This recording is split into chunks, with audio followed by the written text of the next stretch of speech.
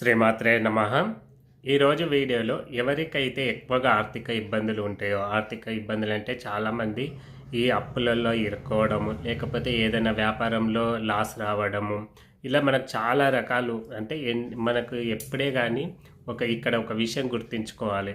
మనకు ఆర్థిక ఇబ్బందులు వస్తున్నాయి అన్నప్పుడు అది మన తప్పే ఉంటుంది కానీ అది దైవానుగ్రహం వల్లనో లేకపోతే ఏది కొంతమంది అంటుంటారు మాకు శని పట్టింది మాకు ఇలా ఇబ్బంది వస్తాయి అది చాలా పొరపాటు. ఎందుకంటే మనకు ఎప్పుడైతే ఈ ఆర్థిక ఇబ్బందులు మనకు ఎంట్రీ అవుతున్నాయో అప్పుడు మనకు కొన్ని పూర్వజన్మ కర్మల వల్ల కొన్ని పరిస్థితుల వల్ల మనకు అది అనుభవించాల్సి వస్తుంది. కాబట్టి మనము అనుభవించక తప్పదు. కొన్నేమో మనమే చేసుకుంటాం.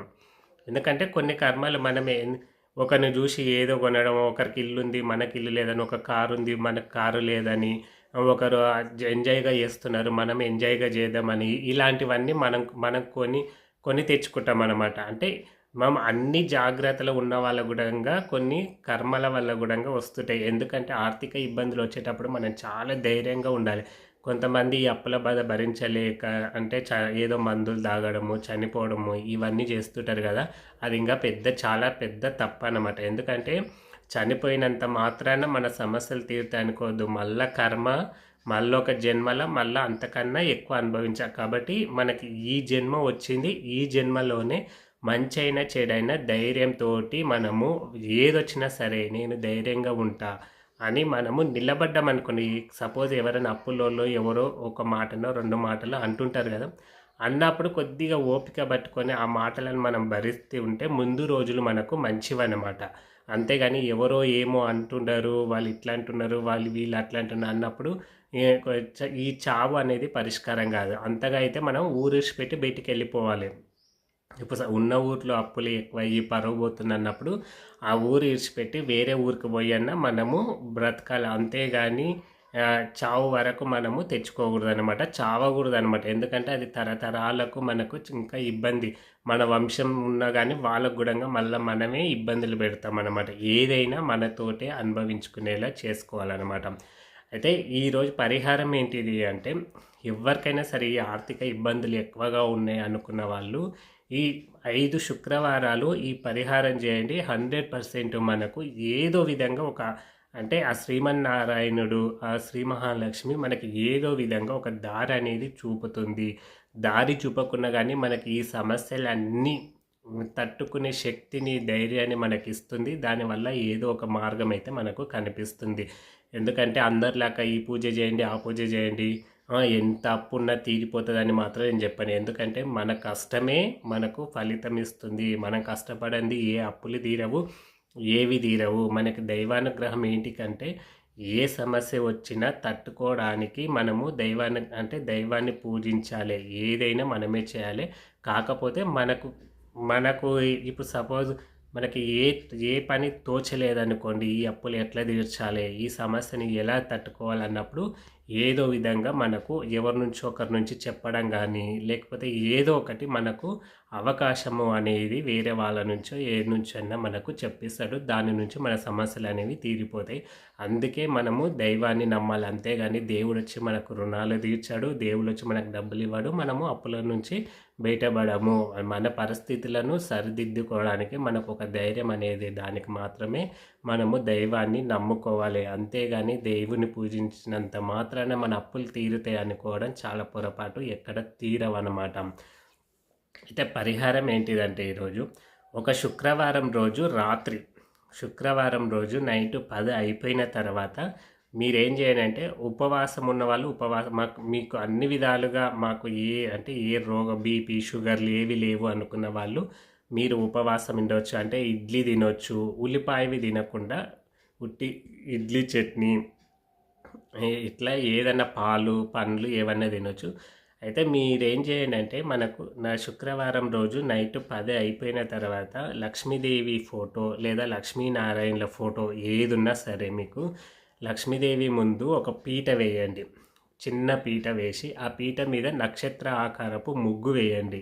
ముగ్గులో మళ్ళా మీరు పసుపు, గంధము, అదేవిధంగా పూలు ఇవన్నీ ముగ్గుకు అలంకరించిన తర్వాత పీట మీదనే వేసిన తర్వాత పసుపు, కుంకుమ అదేవిధంగా గంధము, పుష్పాలతోటి మీరు అలంకరించిన తర్వాత ఆ పుష్పాల మధ్యలో ఒక రాగి చెంబులో నీళ్లు పోయండి. నీళ్లు పోసి ఆ పుష్పాల మధ్యలో పీట మధ్యలో పెట్టి మీరేం చేయండి అంటే కొద్దిగా బియ్యము, ₹1 చిక్క, గరిక మీకు కనీసము 5 పోచల్లాగా ఉన్నవి కొద్దిగా గరిక ఆ నీళ్ళలో పెట్టి మళ్ళా ఆ కలశం మీద మీరు ఇంకొక చిన్న చెంబు లాంటిది పెట్టి మీరు ఆ చెంబు నిండుగా బియ్యం పోయండి. బియ్యం పోసి ఆ బియ్యం పైన మీకు శ్రీచక్రం, మనకు శ్రీచక్రాలు మీకు వెండిలో అయినా సరే లేకపోతే ఇత్తడిలో అయినా సరే ఈ మెటల్ ఇవి మనకు గ్లాస్ టైప్ వస్తాయి. గ్లాస్ టైపు వాడకండి. మీకు పంచలోహం అయినా సరే ఏవైనా సరే మీకు లేకపోతే ప్యూర్ రాయితోటి చేసినవైనా సరే. కొంతమంది ఏం చేస్తుంటారంటే కొన్ని దాంట్లో ఇనుము కలుస్తుంది అన్నమాట.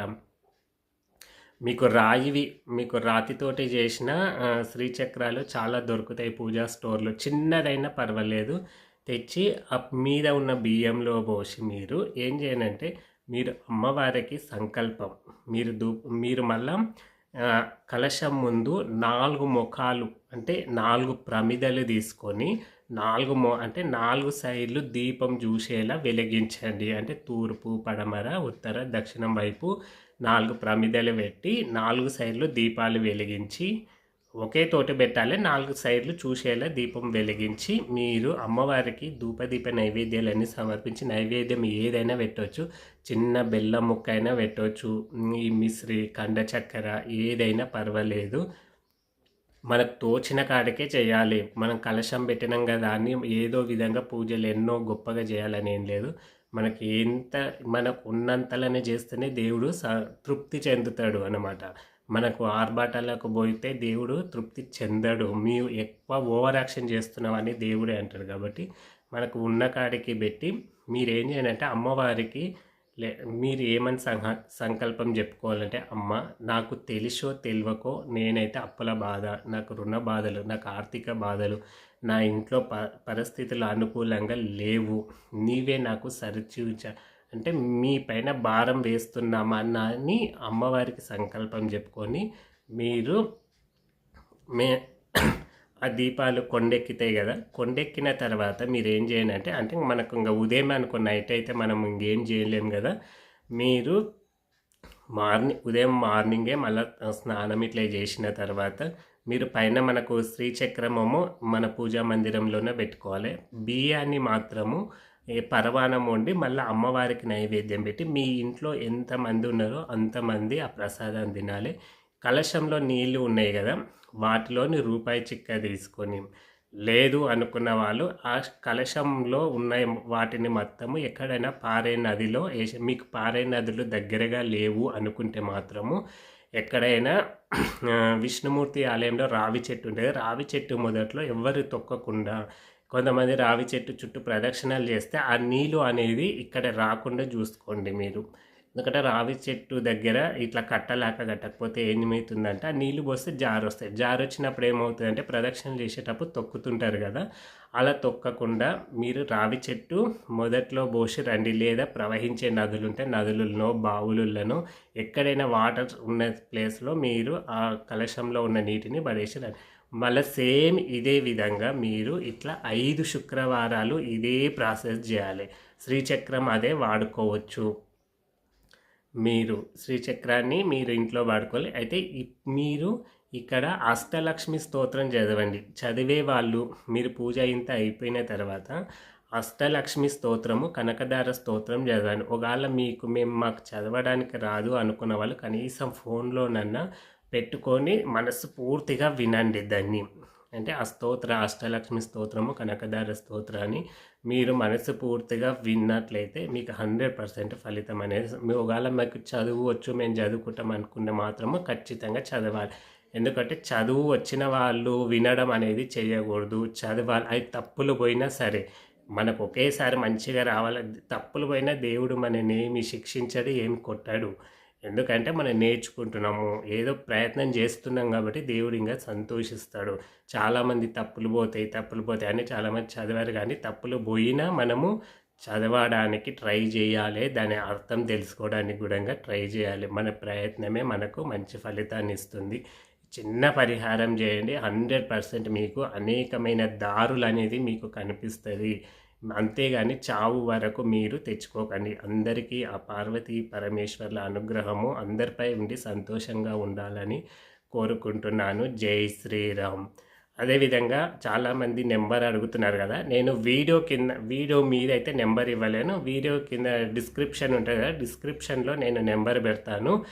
మీరు అక్కడ నుంచి అని టైం పాస్కి మాత్రం చేయొద్దు. అదేవిధంగా ఎందుకంటే కామెంట్స్లో చాలామంది కొంతమంది ఇష్టం వచ్చినట్లు పెడుతున్నారు. అలాంటి వాళ్ళు ఫోన్ చేసి మా వద్ద మళ్ళీ మాటలు అనిపించుకునేది ఎందుకు?